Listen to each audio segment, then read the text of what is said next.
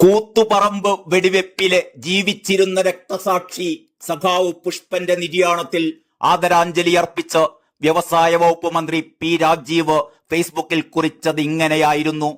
പ്രിയ സഖാവ് പുഷ്പൻ വിടവാങ്ങി. 3 ദശകത്തിന്റെ സഹനത്തിന്റെ പേരായിരുന്നു പുഷ്പൻ. ഞങ്ങൾ വിദ്യാർത്ഥി സംഘടനാ പ്രവർത്തകരായിരുന്ന കാലത്തായിരുന്നു കൂത്തുപറമ്പ് വെടിവെപ്പ് നടക്കുന്നത്. 5 ധീരസഖാക്കൾ രക്തസാക്ഷിത്വം വരിച്ചു. വെടിയേറ്റു വീണ പുഷ്പൻ ജീവിക്കുന്ന രക്തസാക്ഷിയായി. കൂത്തുപറമ്പ് കേവലം ഒരു സ്ഥലപ്പേരു മാത്രമല്ലാതായി. കാണുമ്പോഴൊക്കെ വാക്കുകളിൽ ആത്മവിശ്വാസം ഉയർന്നു കേട്ടു. ക്ഷീണിതനായിരിക്കുമ്പോഴും കണ്ണുകളിൽ പ്രതീക്ഷയുടെ നക്ഷത്രങ്ങൾ ഉണ്ടായിരുന്നു. പ്രിയ സഖാവേ, റെഡ് സല്യൂട്ട്. പ്രതീക്ഷയുടെ ഒരു ചുവന്ന നക്ഷത്രം അവസാന നിമിഷം വരെ കണ്ണിൽ സൂക്ഷിച്ചിരുന്ന പുഷ്പനെ ഇനി നമുക്ക് കാണാനാവില്ല. പുഷ്പൻ യാത്രയായിരിക്കുന്നു. സഹനത്തിന്റെ മഹാസൂര്യൻ വിട്ടുപിരിഞ്ഞു എന്നാണ് സ്പീക്കർ AN ഷംസീർ ഫേസ്ബുക്കിൽ കുറിച്ചത്.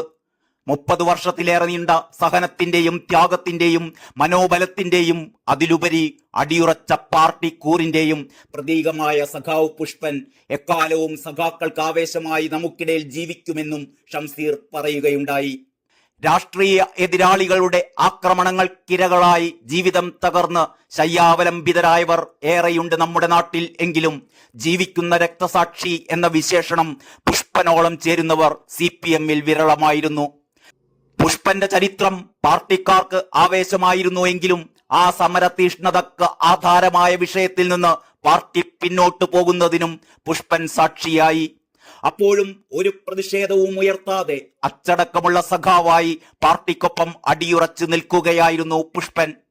തണ്ടൊടിഞ്ഞിട്ടും വാടാതെ 3 പതിറ്റാണ്ടോളം കാലം ചെറുത്തുനിൽപ്പിന്റെ പ്രതീകമായി നിന്ന പുഷ്പൻ പാർട്ടിക്കാർക്ക് ആവേശം തുളുമ്പുന്ന ഓർമ്മയാണ്.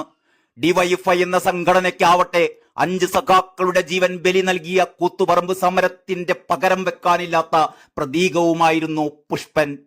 കർഷക തൊഴിലാളി കുടുംബത്തിൽ പിറന്ന പുഷ്പന് 8ാം ക്ലാസ് വരെ മാത്രമായിരുന്നു ഔപചാരിക വിദ്യാഭ്യാസം. നാട്ടിൽ സജീവ പാർട്ടി പ്രവർത്തകനായിരുന്ന പുഷ്പൻ കുടുംബം പുലർത്താനായി ബംഗളൂരുവിലേക്ക് വണ്ടി കയറി. അവിടെ ഒരു പലചരക്ക് കടയിലായിരുന്നു ജോലി.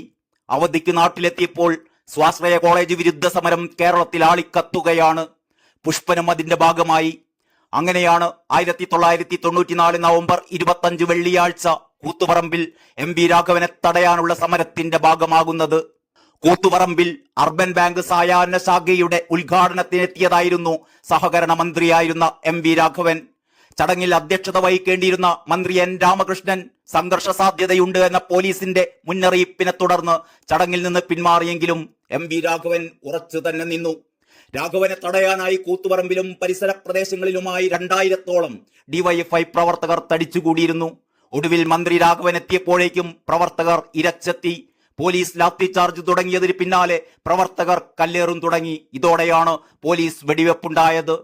പോലീസ് 2 ഘട്ടമായി നടത്തിയ വെടിവെപ്പിൽ DYFI ജില്ലാ പ്രസിഡന്റ് KK രാജീവൻ, ജില്ലാ സെക്രട്ടേറിയറ്റ് അംഗം KV റോഷൻ, പ്രവർത്തകരായ ഷിബുലാൽ, മധു, ബാബു എന്നിവർ മരിച്ചു വീണു. കഴുത്തിന് പിന്നിലേറ്റ വെടിയുണ്ട പുഷ്പന്റെ സുഷുപ്ന നാഡിയിലാണ് പ്രഹരമേൽപ്പിച്ചത്. കഴുത്തിന് താഴേക്ക് തളർന്ന പുഷ്പൻ അന്നു മുതൽ കിടപ്പിലായിരുന്നു. പാർട്ടിയുടെ സംരക്ഷണയിലായിരുന്നു പിന്നീടുള്ള ജീവിതം. കൂത്തുപറമ്പ് വെടിവെപ്പിൽ പാർട്ടി പ്രതിസ്ഥാനത്ത് നിർത്തിയ MV രാഘവനെ 2 പതിറ്റാണ്ടിന് ശേഷം പാർട്ടി 2 കൈകളും നീട്ടി സ്വീകരിച്ച് വീണ്ടും നെഞ്ചോട് ചേർക്കുന്ന കാഴ്ചയും കേരളം കണ്ടു. MVRന്റെ മകന് നിയമസഭാ സീറ്റും പിന്നീട് പാർട്ടി പദവിയും നൽകി. അപ്പോഴും പാർട്ടിക്കപ്പുറം ഒരു വാക്കില്ലാത്ത പുഷ്പൻ ഒരെതിർ ശബ്ദവും ഉയർത്തിയില്ല. വെടിവെപ്പിന് കാരണമായ സ്വാശ്രയ കോളേജുകളുടെ കാര്യത്തിൽ CPM നിലപാട് മാറ്റുന്നതും പുഷ്പൻ കണ്ടു. അപ്പോഴും നിശബ്ദത പാലിച്ച് അടിയുറച്ച പാർട്ടിക്കാരനായി തന്നെ തുടരുകയായിരുന്നു. ആ സഹന ജീവിതത്തിനാണ്, സമാനതകളില്ലാത്ത എന്ന് തന്നെ പറയട്ടെ, ആ സഹന ജീവിതത്തിലാണ് തിരശ്ശീല വീണിരിക്കുന്നത്. റെഡ് സല്യൂട്ട് സഖാവേ.